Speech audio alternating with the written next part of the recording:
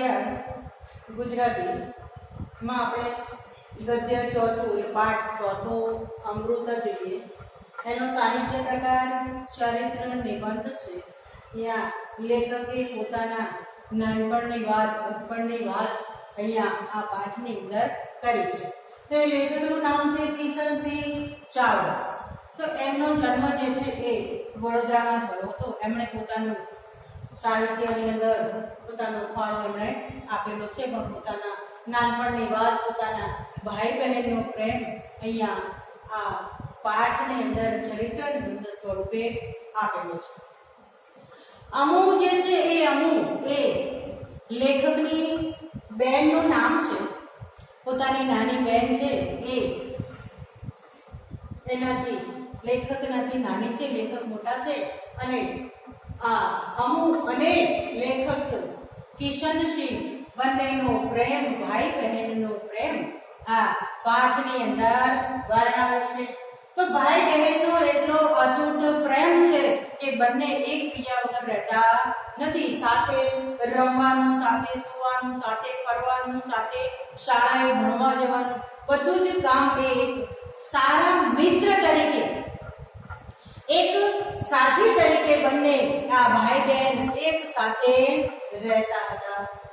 આ અમુ જે છે એ નાનપણમાં ખૂબ જ તોફાની હતી. નામ તો એનું અમૃતા છે, પણ એને વાલસોયા નામથી અમુ તરીકે એને બોલાવતા હતા. તો ઘરમાં એ સૌથી લાડકી હતી. તો લેખક સ્વભાવે શાંત હતા, જ્યારે અમુ જે છે એ સ્વભાવે કેવી તોફાની હતી. તો એ તોફાની હોવાને કારણે લેખક એટલે કે ભાઈ અને બહેન કિશન અને અમુ જ્યારે કોઈ પણ જગ્યાએ બહાર રમવા જાય અને જો કોઈ દિવસ તકરાર થાય, ઝઘડો થાય, તો શું થાય? લેખક તો બોલે નહીં, પણ આ અમુ જે છે એ સામાવાળાના બાર વગાડી દે. એટલે કે એમનું તો આવી જ બને. જો કોઈ એમના ભાઈને કોઈ પણ કોઈ શબ્દ બોલે અથવા તો મારે, તો એ નાની બહેન અમુ જે છે સામેવાળાની એ બાર વગાડી દે. એમનું આવી જ બને. એ દેખાવે સુંદર કોમળ હતી. એની આંખો જે છે એ આંખો લેખકને ખૂબ જ ગમતી હતી. એની પાપણો જે છે એ પાપણને હંમેશા લેખકને પંપાડતા રહેતા. પણ લેખક જે છે લેખકની માતાનું નામ નર્મદા છે. લેખક અને અમુ બંને ભાઈ બહેન છે. બંનેની માતાનું નામ નર્મદા છે. તો એકવાર દાદી એમને એવું કહેતા હતા કે આ નર્મદા જે છે એ નર્મદા જ્યારે નાની હતી ત્યારે અમુ જેવી જ લાગતી હતી. એટલે કે જ્યારે મોટી થશે ત્યારે પણ કોના જેવી લાગશે? નર્મદા જેવી. માતા જે છે એ નર્મદાની જેવી જ સુંદર લાગશે. એ જ્યારે મોસાળમાં જાય છે ભાઈ બહેન, એ લેખક અને અમુ એ પોતાની માતા સાથે એ જ્યારે મોસાળમાં જાય છે નર્મદા એની માતા છે પિયરમાં, માતાના પિયરમાં, એટલે કે મામાનું ઘર થાય. તો મામાના ઘરે જ્યારે લેખક અને અમુ બંને જાય છે ત્યારે એમના નાની રાજુબા, નાનીનું નામ શું છે? રાજુબા. કે રાજુબા હંમેશા કહેતા કે આ અમુ જે છે ત્યારે મોટી થશે ત્યારે કોના જેવી લાગશે? કોના જેવી થશે? નર્મદા જેવી રૂપાળી લાગશે. નર્મદા એ લેખકની માતાનું નામ છે. તો એ જ્યારે મોસાળમાં જાય છે ત્યારે નાની બા જે છે એટલે કે રાજુબા જે છે એ લેખકને અને અમુને પોતાના માતાની એક બચપણની વાત, નાનપણની એક વાત કરે છે કે પોતે એ નર્મદાએ નાનપણમાં શું કર્યું હતું એ વાત કરે છે. તો નર્મદા 9-10 વર્ષની હશે. એટલે કે નર્મદા એટલે લેખકની માતા, કારણ કે એમને નાનપણની વાત કરે છે. એટલે કે નાની માં રાજુબા જે છે એમ કહે છે કે જ્યારે માતા નર્મદા જે છે એ જ્યારે 9-10 વર્ષની હશે, જ્યારે તમારી જેવડી હશે, ત્યારે એને શું કર્યું હતું? તો કે 9-10 વર્ષની હતી ત્યારે એમની માતા એટલે કે રાજુબા બીમાર હતા. એની મમ્મી બીમાર હતા. એટલે એને સાજા કરવા માટે, તો એ બીમાર હતા ત્યારે એટલી બીમારી હતી કે ઘણા બધા ડોક્ટરોની દવા કરાવી, ઘણા વૈદ્ય હકીમોને બોલાવ્યા, પણ એમણે પણ ના પાડી હતી કે હવે આ રાજુબા સાજા થશે નહીં. એટલામાં એક અવધૂત આવે છે કે દૂતારો આવે છે અને એ દૂતારો જે છે એ બહાર આંગણામાં આવે છે અને એને ખબર પડે છે કે અહીંયા કોઈક વ્યક્તિ બીમાર છે. એટલે કે આ નર્મદા જે છે આંગણામાં રમતી હોય છે ત્યારે એ કેવી 9-10 વર્ષની ઉંમરની હશે ત્યારે એ આંગણામાં રમતી હોય છે અને એના ગળામાં સોનાની સહેર પહેરેલી હોય છે. એટલે પેલો અવધૂત જે છે દૂતારો જે છે એ સોનાની સહેર જોઈને એ લલચાય છે એને લેવા માટે. એટલે આ નર્મદાના ઘરની દરેક વિગત જાણવા માટે પ્રયત્ન કરે છે કે નર્મદાને એની સાથે વાતો કરવા માટે કોશ લાવે છે. નર્મદા વાતોમાં એ જણાવી દે છે કે પોતાની માતા બીમાર છે એને સાજી કરવી છે. ત્યારે એ 9-10 વર્ષની બાળકી કેવી ભોળી હોય તો એને ગળામાં પહેરેલી સોનાની સહેર લેવા માટે એને કહે છે કે તારે એક કામ કરવું પડશે. તારી માતાને સાજી કરવી હોય તો આ તારા ગળામાં સોનાની સહેર છે એ મને આપી દેવી પડે. નાનું બાળક છે, બાળકને સોનાની કિંમતની સમજ હોય નહીં, બસ એને તો માતા સાજી થાય એમાં જ રસ છે.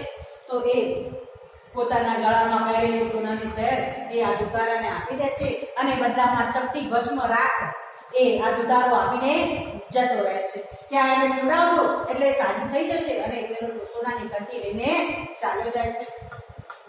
કુદરતનું કરવું ચમત્કાર થાય છે. આ બાજુ એ ભસ્મથી સાજું ન થવાય પણ અહીંયા કાગડાને બેસવું ને ડાળને ભાગવું એના જેવું થયું છે. અહીંયા પણ કે એ ચપટી ભસ્મ આપી જાય છે અને પીવડાવે છે અને ધીરે ધીરે આ રાજુબા જે છે સાજા પણ થાય છે. કે રાતથી સાજા થયા નથી પણ કુદરતી એની રીતે એ સાજા થયા છે. પણ કહેવાય કે એ ચપટી ભસ્મથી એને તો એવું જ લાગે છે કે આ ચપટી ભસ્મથી મારી માતા જે છે એ સાજા થયા છે. સોનાની કંઠી જે છે એ પડાવી લે છે અવધૂત, પણ એ ઘરમાં વાત કરતા નથી. થોડો સમય વીતી જાય છે ત્યારે એને આ રાજુબા પૂછે છે કે નર્મદા તારી ગળામાં સોનાની કંઠી દેખાતી નથી, ક્યાં ગઈ, ક્યાં પાડી નાખી? ત્યારે એ રડતા રડતા કહે છે કે સોનાની કંઠી તો મેં આપી દીધી.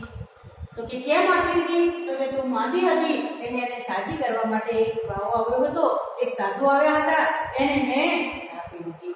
તો એ રડતા રડતા એ વાત કરી. પણ આ નાની માં જે છે રાજુબા એ એમના દીકરાને એટલે કે આ લેખકને અને અમુને વાત કરે છે. ત્યારે આ વાત સાંભળીને અમુ જે છે જ્યારે મોસાળથી પાછા આવે છે ત્યારે એ પોતાની માતાને એટલે કે નર્મદાને પોતાના ગળામાં પહેરેલી સોનાની કંઠી ઉતારીને આપી દે છે કે લે આ કંઠી, નહીતર હું કોઈક સાધુને આપી દઈશ. હવે અહીંયા નર્મદા જે છે એ નર્મદા વાત સાંભળે છે અમુની. ત્યારે એ તો આશ્ચર્યચકિત થઈ જાય છે કે આ કેમ આવું બોલે છે કે આ કંઠી હું કોઈને આપી દઈશ. પછી એને ખ્યાલ આવે છે કે આ તો મારા બચપણની વાત અહીંયા આ લોકોએ સાંભળી છે માટે આવું કહે છે. અમુ જે છે એ અમુને એક રમત જે છે પાચિકાની રમત એનો ખૂબ શોખ હતો. પાચિકા એટલે કે પથ્થરના ટુકડા હોય, 5 ટુકડા હોય અને એને ઉપર હવામાં ઉછાળવાના અને હાથમાં પકડવાના. એવી રમત જે છે એ રમતનો ખૂબ શોખ હતો. તો એ જ્યાં અમુ અને પોતાનું કુટુંબ રહેતું હતું ત્યાં બાજુના ફળિયામાં એક મારવાડી કુટુંબ રહેતું હતું અને એ મારવાડી કુટુંબમાં એક ભૈરવ કાકા નામે રહેતા હતા. તો ભૈરવ કાકા જે છે એ ભૈરવ કાકા એ રાજમહેલમાં કામે જતા હતા અને સરસ હસ્તકળાથી એ પોતે એ કોઈ પણ વસ્તુ જે છે એને સરસ આકાર આપતા. એ ટાંકણા અને હથોડી વડે એ વસ્તુને તૈયાર કરતા. તો રાજમહેલની કામે જતા ત્યારે એકવાર આ ભૈરવ કાકા એ નર્મદાને સુંદર મજાનો ફળ, મરચું વાટવા માટેનો એ લસણ ચટણી બનાવવા માટે એક સરસ મજાનો સુંદર ફળ બનાવી લાવ્યા હતા. ત્યારે આ અમુ જે છે એમની પાસેથી એક સરસ મજાના આરસપણના ટૂંકા એ લાવી આપવાનું વચન માંગી લે છે અને ભૈરવ કાકા જે છે એ આ અમુ જે છે એ અમુને સરસ મજાના ટૂંકા પણ એ બનાવીને ઘડીને આપે છે. ભૈરવ કાકાની મન તાકવું જે છે જાણે બાળક એ ટાંગણાને એવી રીતે સાચવતા કે જ્યારે પોતાનું બાળક હોય એ રીતે એનો ઉપયોગ કરતા અને હથોડી જાણે દાસી દાસી જે છે કે તમે જેમ કહો એમ એ કાર્ય કરે એટલે હથોડી પણ એ એમની ઈચ્છા મુજબ ચાલતી હતી. એટલે અમૂલ્ય મન એ કુકા એ અમૂલ્ય ઘરેણું બની ગયું હતું. મોંઘી કિંમત હતી કે જેમ સોનાના ઘરેણા આપણે સાચવીએ એમ અમુ જે છે એ પોતાના કુકા જે છે આરસપાળના કુકા એ સાચવતી હતી. પોતાની માતી પાસે એણે મસરૂની કોથળી પણ રેશમી કોથળી પણ બનાવી હતી. એ કોથળીમાં એ સાચવતી હતી. ત્યાર પછી થોડો સમય થયા પછી 12મું વર્ષ લેખકને ઉતરી ગયું અને 13મું વર્ષ બેઠી ત્યારે 13મું વર્ષની શરૂઆત થઈ. 13મું બેઠું ત્યારે લેખકના ઘરમાં ધમાલ શરૂ થઈ. એટલે કે કોઈ નવા પ્રસંગની શરૂઆત થતી હોય અને ઘરમાં જે તેની કોઈ સારા કાર્યની શરૂઆત થતી હોય એની ધમાલ શરૂ થઈ. પણ અમુને એની વાત સમજ પડી નહીં અને લેખકને પણ ન સમજ પડી. પણ પૂછવાની ખબર પડી કે આ તો લેખકના લગ્નની તૈયારી શરૂ થાય છે. એટલે કે પાસેરાની પહેલી ગુણી એટલે કે કોઈ પણ સારું કાર્ય કરતા હોય જ્યારે એની શરૂઆતમાં કોઈ પણ કાર્ય કરવામાં આવે તો એને પાસેરાની પહેલી ગુણી કહેવાય. તો 13મા વર્ષે એ આ લેખકના લગ્નની શરૂઆત થાય છે. પાસેરાની પહેલી ગુણી થાય છે એટલે કે પહેલા કાર્ય જે છે એની શરૂઆત થાય છે. કોઈ માસી માસા મામી બધા જ એમને ઘરમાં દરેક કાર્યની અંદર મદદ કરે છે. અમુએ પોતાના ભાઈના લગ્ન અટકાવવાના ઘણા પ્રયત્નો કર્યા પણ એ સફળ થઈ નહીં. કારણ કે અમુ જે છે એ પોતાના ભાઈના લગ્ન થાય તો એ એને પસંદ નહોતું. લગ્નની અંદર સૌ કોઈ સગાવાલા જે છે સગાવાલા એ લેખક માટે અને ઘરના સભ્યો માટે કોઈને કોઈ ભેટ લાવે છે. કોઈ જે છે એ જરી ટોપી લઈ આવ્યા છે. માસી જે છે સોનાની સેર લઈ આવ્યા છે. મામી હાથની કલીઓ લઈ આવ્યા છે વગેરે. પણ અમુ જે છે કે અમુક પાસે શું છે? અમુક તો કશું જ કોઈ ભેટ આપી શકતી નથી. કારણ કે એની પાસે કશું છે એના પાસે તો બસ એક જ વસ્તુ કિંમતી વસ્તુ છે એના કુકા. કે જ્યારે લેખકના લગ્ન થાય છે ત્યારે સૌ સગાવાલા પોતાની ભેટ આપે છે. ત્યારે અમુ જે છે એ અમુ પોતાની મોંઘામાં મોંઘી મિલકત જે છે જેને અમૂલ્ય ઘરેણું કહે છે તે મસરૂની કોથળી જે છે એ મસરૂની કોથળીમાં એ પોતાના કુકા ભરીને ભાઈને ભેટ આપે છે અને ભાઈને એ બેટીને ખૂબ જ રડી પડે છે. થોડો સમય આગળ થાય છે ત્યારે ધીરે ધીરે અમુ જે છે એ મોટી થતી જાય છે અને જેમ જેમ અમુ મોટી થતી જાય છે તેમ તેમ એ વધુ ને વધુ સુંદર વધુ ને વધુ નમણી બનતી જાય છે. ત્યાર પછી અમુના પણ લગ્ન લેવાય છે. અમુની વિદાય થાય છે અને એ વિદાયમાં પણ આ સૌ સગાવાલા સૌ ભેટ આપે છે. ત્યારે લેખક જે છે એ લેખક પણ અમુને ભેટ આપે છે. એકવાર આ લેખકે પોતાના પિતા પાસેથી 25 રૂપિયા લીધા હતા. એ 25 રૂપિયા એ અમુએ આપેલી ભેટ જે મસરૂની કોથળી હતી એ કોથળીની અંદર કુકાની સાથે એ 25 રૂપિયા ઉમેરે છે અને જ્યારે અમુની વિદાય થાય છે ત્યારે એ છેલ્લે વિદાય સમયે એ કોથળી અને 25 રૂપિયા આ લેખક જે છે અમુને ભેટ સ્વરૂપે આપે છે અને એની બેટીને ખૂબ રડે છે. ત્યાર પછી તો અમુ સાસરે ચાલી જાય છે. થોડાક વર્ષો વીતી જાય છે. એ સાસરેમાંથી કોઈક વાર આવે છે પણ એ પોતાના સાસરિયામાં વધારે એ સમય ત્યાં રહે છે. પણ થોડાક વર્ષો પછી થોડાક સમય બાદ એ અમુ જે છે એ બીમાર પડે છે. તો બીમાર પડે છે એટલે કે એવી બીમાર પડે છે કે એ ફરી સાજી જ થતી નથી. એટલે કે એકવાર બીમારી જે પડી ગઈ ત્યાર પછી એ અમુ જે છે એ અમુને પોતાને ઘેર લેખક લઈ આવે છે. પણ જ્યારે પોતાને ઘેર આવે છે ત્યારે એની માતા નર્મદા અને એ દાદી તેને ઓળખી પણ શકતા નથી કે જે સુંદર કોમળ નમણી દેખાતી આ નર્મદા અત્યારે સાવ કેવી થઈ ગઈ છે એ કોઈને ઓળખાતી પણ નથી. પણ ધીરે ધીરે એ એની બીમારી વધતી જાય છે બનતી જાય છે. એ બીમારમાંથી સાજી થતી નથી અને છેવટે એ અવસાન પામે છે અને એ અમુ ત્યાંથી એ ઘરમાંથી વિદાય લે છે.